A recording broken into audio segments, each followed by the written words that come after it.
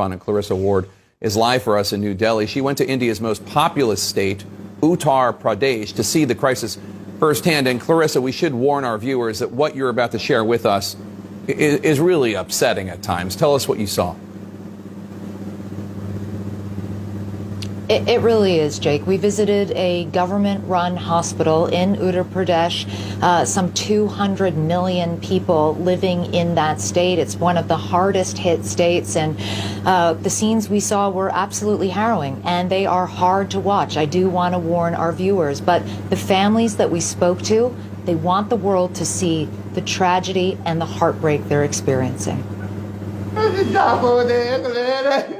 A man wails in anguish, but no one is listening.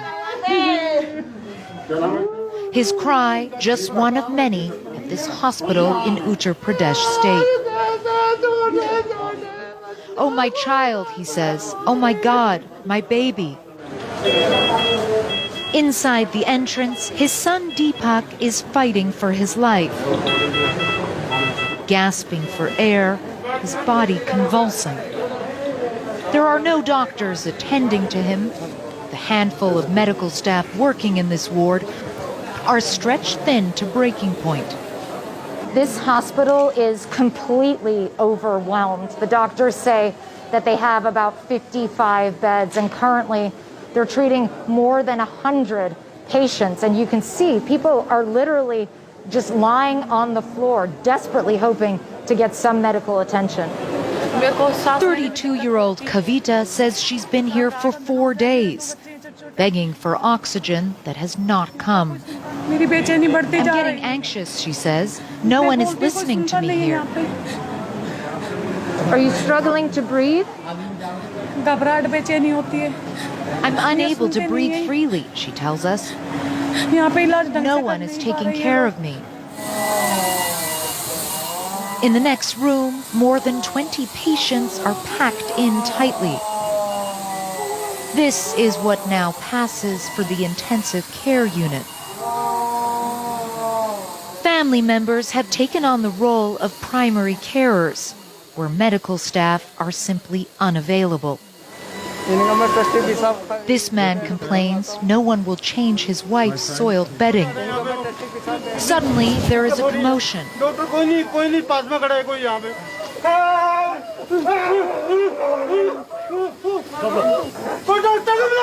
"Will someone please call the doctor?" this man shouts. His mother, 55-year-old Rajbala, appears to be slipping away. Her sons work furiously to revive her. A doctor comes in and tells them to stop crowding her. But the family is inconsolable. "We've been here for 6 days, and only today we got the ventilator for my mother," he tells us. "The oxygen is out. We had to bring an oxygen cylinder."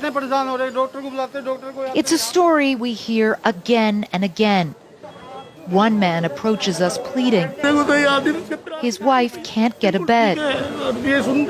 "No one's listening to me. I've tried everything," he says.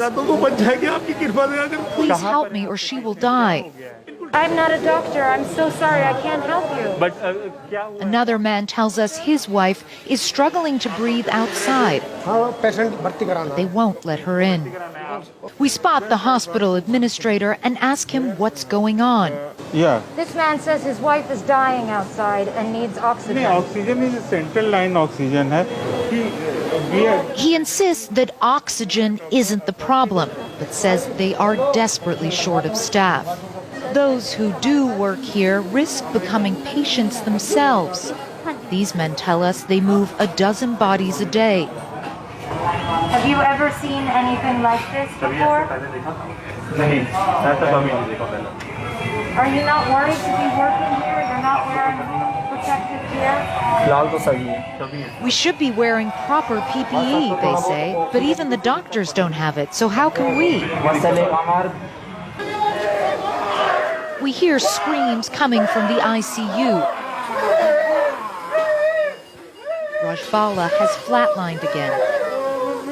Her son desperately pumps her chest. A doctor comes in. He takes her pulse. But it's too late. This time, there is no point in trying to resuscitate her. The agony of her sons is shared by so many in this country. Failed by a healthcare system on the brink of collapse, and a government accused of mismanaging this crisis.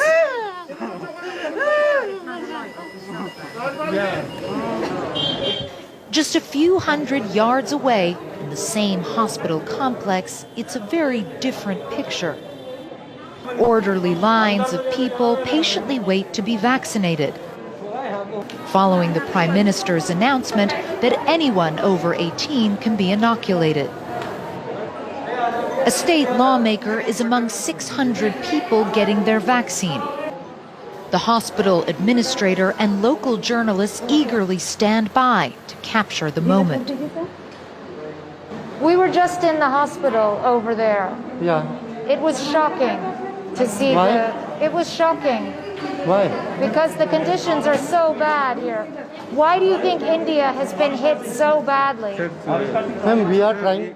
The hospital administrator interrupts and warns him that we have been asking too many questions. Sir, you don't need to coach him what to say.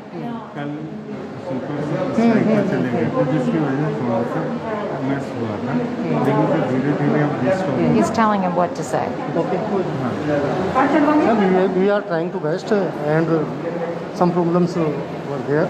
But we are trying. Now condition is better. Do you accept that the government has failed its people in the handling of this crisis? No, never. Because I've been talking to a lot of people, and I have to tell you, people are angry. People feel that this didn't need to be so ugly. The situation is not only bad here, we're trying to find solutions, he says. We're increasing the number of beds, and we're working tirelessly around the clock.